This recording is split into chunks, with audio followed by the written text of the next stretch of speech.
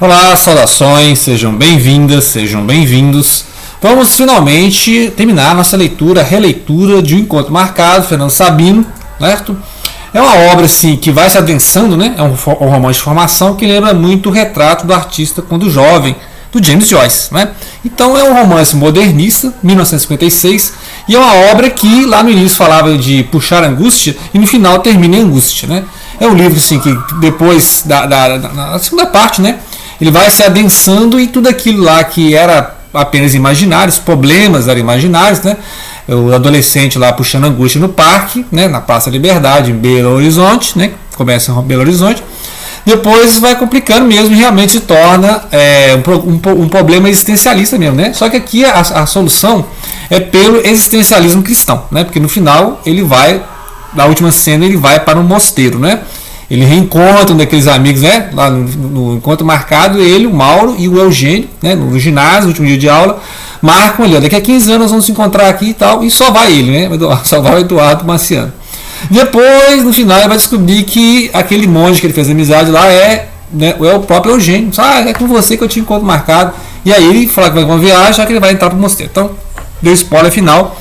A solução é a conduta católica. Lembra da Amanuense Belmiro? Então, muito bem, o que acontece? Que a gente viu um personagem que entrou no final da história, que é o Germano, né? Um velho aposentado, um diplomata, e eles ficam lá discutindo, né? A questão existencial mesmo, o existencialismo, a questão da vida e morte, a questão do pecado, né? O pecado ativo, o pecado passivo, o pecado de ação, o pecado pela omissão. Então essa questão do Dostoiévski, então ele tem cita a cena, né?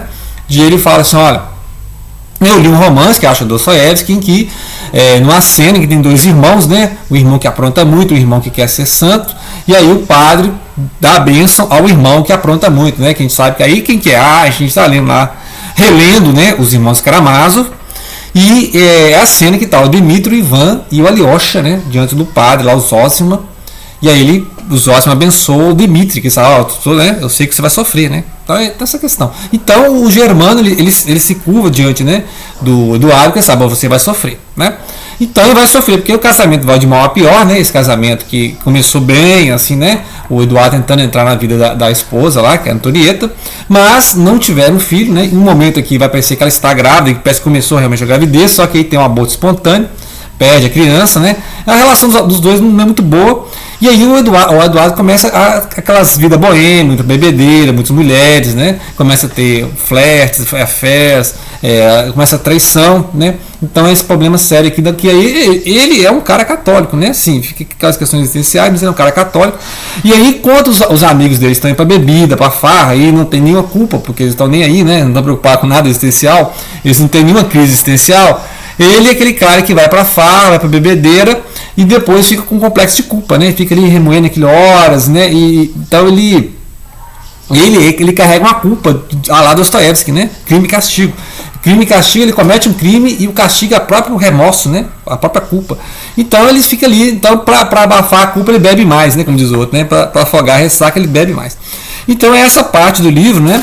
Que a gente deixou aqui, ele, né, o velho Germano, essas questões existenciais, a angústia, né, a angústia de verdade acontece agora, porque o casamento está acabando, ele arruma um caso extraconjugal lá que não vai dar em nada, né, ele deixa de ir em jantar na casa do sogro, no aniversário do sogro, ele deixa de ir lá, né, lembra que o sogro deu um ex-ministro, Della Vargas, né, nós estamos aqui quase nas vésperas da volta do Vargas, né, estamos em 49, 50, em que fala assim, vai ter outra guerra. Qual outra guerra? A guerra das Coreias, né?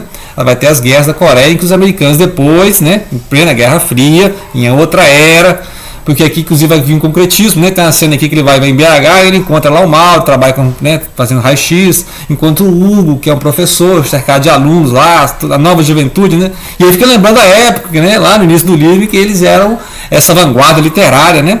E aqui os meninos não tinham concretismo. O que eles estão falando, né? Concretismo é aquela escola dos Irmãos Campos, né? Que surgiu nos anos 50, né?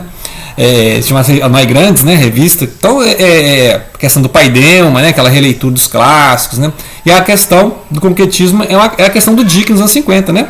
Inclusive vai vir em BH também, com o Afonso Ávila, né? Depois vamos falar do Afonso Ávila aqui, que trouxe os concretistas, os Irmãos Campos, o Pinhatário aqui para BH.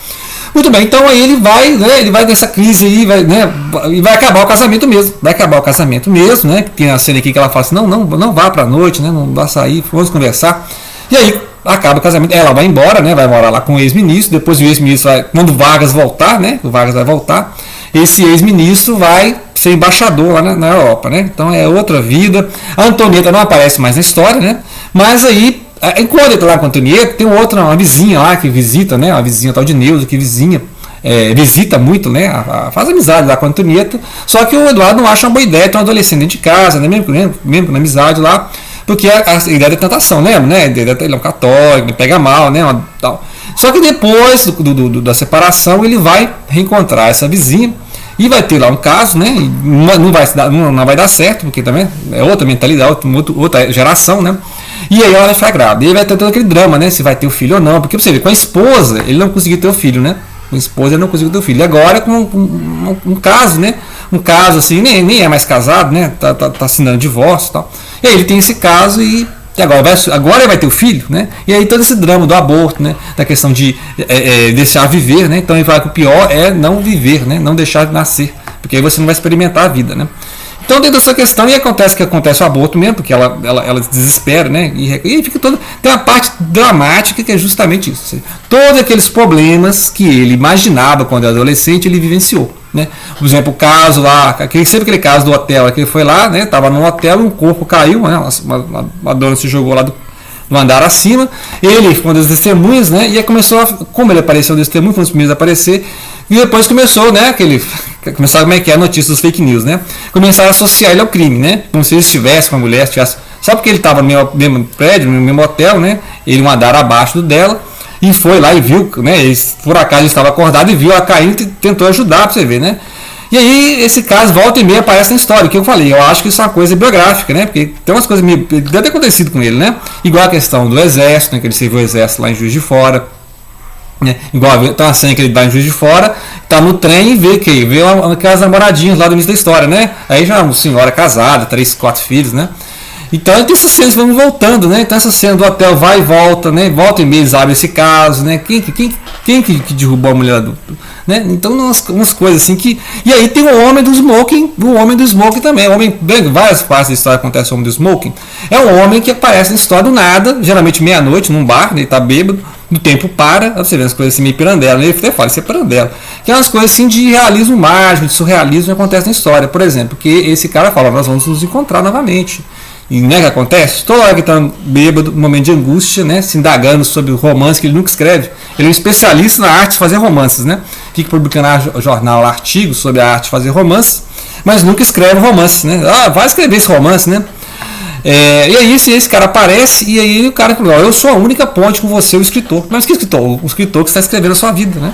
Então tem essa parte estranhíssima que é como se fosse uma quarta parede, né? Corta a história que tem um paralelo que é os personagens procurando um autor, né? Os personagens estão prontos, estão ali, mas espera alguém que faça essa história, né? Então essa questão de quem que está escrevendo a vida do Eduardo. Se alguém está escrevendo a vida dele, tem liberdade. Então nós voltamos à questão dos Dostoiévski lá do primeiro capítulo dessa parte, né? É a questão da liberdade, né? Nós somos um brinquedo de Deus, né? Ou nós temos liberdade, né? Então a gente deve renunciar ao eu para atingir, né? Para ser submisso a essa divindade, já que nós não temos liberdade. Então, essa questão, porque o existencialismo acha que nós temos liberdade, primeiro, porque Deus deu livre-arbítrio. Aí é o existencialismo cristão. Então, você é livre porque existe um livre-arbítrio concedido pela soberania divina, certo? Então, estamos Dostoiévski. E o existencialismo ateu, né? O Camus, Jean-Paul Sartre, Simone de Beauvoir, etc., vai falar assim, olha, Deus não existe, né? Deus não existe, então você é livre. Né? Você cria a sua vida, você dá sentido, porque não tem nenhuma divindade, não tem nenhum ser que imaginou a sua essência primeiro. Né? Existe a existência, você existe e você cria a sua essência ao longo da sua vida. Né? Então o homem está em projeto, né? Está projetado, está lançado na vida, e aí o homem tem que se virar. Né? Então você assume a sua vida sem má fé, né? sem mentir para si mesmo, né? Sendo totalmente sincero, e nesse caso o existencialismo é um humanismo, ou seja, o existencialismo é o homem à medida de todas as coisas. Não existe uma moral divina, não existe, né, uma questão de. Então é por isso que é ateu, é o existencialismo ateu. Mas aqui o livro é o existencialismo cristão, porque o tempo todo a questão de Deus está aí. Ele está pensando, olha, existe o pecado, ou seja, eu sei o que é pecado, eu sei o que é certo, o que é errado, mas no entanto algo me impulsiona a fazer coisas erradas. Então o tempo todo ele sabe, eu estou fazendo a coisa errada. Tipo, ele está traindo a mulher, está fazendo a coisa errada, mas vai e trai, entendeu? Então, eu não devo beber até cair na rua. Ele vai, bebe até cair na rua. Tipo assim, ele tem o tempo todo a consciência de que ele está em pecado, no sentido de ele estar em uma falha moral, né? A ideia de pecado é a ideia ligada à religião, né? Ou seja, para o existencialismo ateu não existe ideia de pecado, existe a ideia de má fé. Quando você age não em consonância com o que você é, né? Você mente para si mesmo. Então, tem vários exemplos disso. Nós vamos falar de Sartre em outros momentos que a gente vai entrar nessa questão. Mas então aqui no final, né, ele percebe que tem que fazer uma viagem, tem que ir para algum lugar, né? Tem que ir para algum lugar, tem que mudar de vida. Aí ele começa a trabalhar mais, né? Porque está muito relaxado no serviço, ele começa a trabalhar mais, começa a mostrar serviço. Só que ele vê que não está adiantando, né? Ou seja, afogar a vida no trabalho também não resolve, né? Então ele já não tem mais esposa, né? Os casos extraconjugais não deram certo, todos foram um fracasso. Ele não conseguiu escrever o famoso livro que ele viveu a vida toda falando que vai escrever, né? Mesmo que um amigo editor dele que prometeu que editar o livro dele, acontece um acidente, o amigo morre do nada, né? Então, assim, já o final do livro é completamente, né? Quando eu li a primeira vez, eu achei muito dramático, mas agora eu entendo que realmente a vida faz isso, né? Quando eu li a primeira vez, eu tinha 18 anos, eu li esse livro aqui, eu achei, não, esse final aqui é muito dramático, né? Eu gostei da metade do livro na época. Aí eu gastei uns 10 anos para reler. A terceira vez que estou relendo, então cada época, né, que você vai relendo, você vai descobrindo coisas que você não percebia. Então no final é dramático, mas aquele olhar que eu tinha uns 18 anos, né, que alguns personagens são dramatizados, algumas cenas são exageradas, né, esse realismo mágico, né, que a gente já conhece. Mas essa questão dos personagens, o homem de smoke, o homem pálido na meia-noite, né, uma coisa assim meio fantástica, mas faz sentido, pode ser produto da embriaguez, né? Se for fazer uma leitura assim. Sem um realismo mágico, pode ser um produto da própria embriaguez do Eduardo Marciano, né? E é uma questão alegórica, você pode fazer uma leitura alegórica de que realmente alguém está escrevendo a vida dele, né? E quem está escrevendo essa vida tem interferência sobre ele. Então chega uma hora que eu falo assim, esse romance acabou. Esse romance, então, fala aí para esse cara que está escrevendo a minha vida que o romance acabou. Quem está escrevendo a vida dele? O próprio Fernando Sabino, né? Então Fernando Sabino se colocou na história como o Eduardo Marciano. E a história do Fernando Sabino está romanceada, né? É claro que nessa época não tinha negócio de autobiografia, né? Autoficção, que nós vamos ver em outros escritores, né? Que a gente vai ver, por exemplo, o Javier Cercas, né? O Emmanuel Carrere, né? Então, pessoal que coloca muito, e no Brasil também tem vários autores que estão usando essa autoficção, que o autor está o tempo todo lembrando que ele está fazendo uma ficção dele mesmo ali, né? Ele se inclui na história. Aqui no caso o Fernando Sabino não entra na história, mas há um personagem que está o tempo todo falando, né? Pelo menos umas 4, 5 vezes ele entra na história e fala que, ó, isso aqui é uma ficção, né? A sua vida é uma ficção. E aí o Eduardo vai falar assim, mas se isso aqui é uma ficção, você é um personagem dessa ficção, né? Você está dentro do livro, né? Mas eu falo assim, não, eu sou o único que está lúcido que isso aqui é uma ficção e eu sou o único que sabe o que o autor vai fazer. Então por isso que ele fala com... Aí ele desabafa com o Cabeção. Tá bom, então fala aí para esse autor que acabou, né? Ele inventa outra coisa, que eu não vou fazer mais nada. E realmente, no final, o romance acaba assim, né? Ele fala que o que acontecer depois não interessa, né? Então, a última cena, ele vai lá ele reencontra o Eugênio, né? Que agora é o Frei Domingos. E aí, ele fala que, calou-se, não tinha importância também o que lhe aconteceria depois. E acabou a história, né? Então, ele aqui é um homem, né? Vamos imaginar que está com seus 30 anos, né? Está com seus mais de 30 anos. E ele foi para esse mosteiro. Então acabou a história, né? Nós estamos lá nos anos 50. Nos anos 50 já tinha acontecido ao outro governo Vargas, já tinha acontecido o suicídio do Vargas, né? Já teve uma época que agora quem assumiu o JK, né? Depois de um monte de confusão lá palestiniana, né? Com as tropas, etc.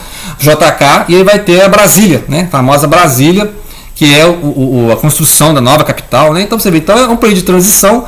Já não tinha mais aquela poesia que a gente conhecia lá na geração de 45, né? Acabou, agora é a geração de 55, podemos dizer assim, né? Porque aí quem vai mandar é o concretismo, né? E aí vai até os anos 70, aí de 70 vai ter o quê? É bibliógrafo, marginal, os anos 80, né? Então, ou seja, é um momento de transição. Então, quando ele percebe que ele não está entendendo mais a época, né? Essa questão de poesia já não entende mais, porque a ideia de poesia dele é o Baudelaire, o simbolismo, né? O Vinícius de Moraes, é essa geração. Então, quando os meninos começam a discutir concretismo, eles já não estão entendendo mais nada, né? Essa nova geração, né? Ele que foi vanguarda na época dele, né? Foi vanguarda, ele era modernista, ele era vanguarda.